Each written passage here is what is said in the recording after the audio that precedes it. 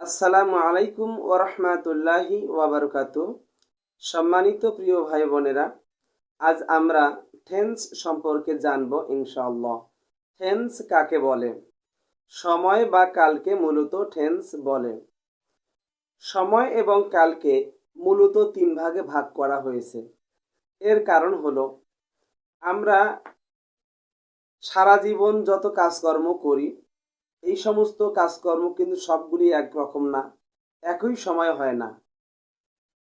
ভিন্ন ভিন্ন সময়ে ভিন্ন ভিন্ন আমরা কিছু কাজকর্ম করে থাকি।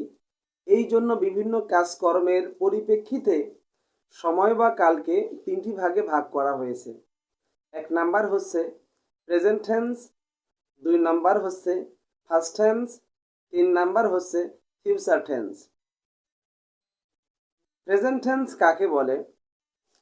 আমরা বর্তমান সময়ে যা কিছু করি, এই সমস্ত কাজকর্মগুলোকে মূলত প্রেজেন্ট টেন্স বলে।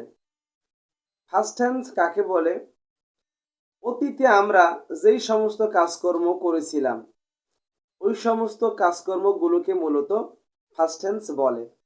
ফিউচার টেন্স কাকে বলে?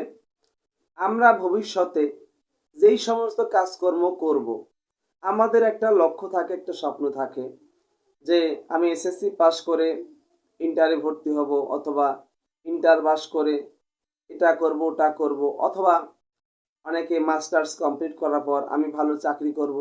প্রত্যেকটা মানুষের একটা স্বপ্ন থাকে যে ভবিষ্যতে সে কোনো একটি কাজ করবে।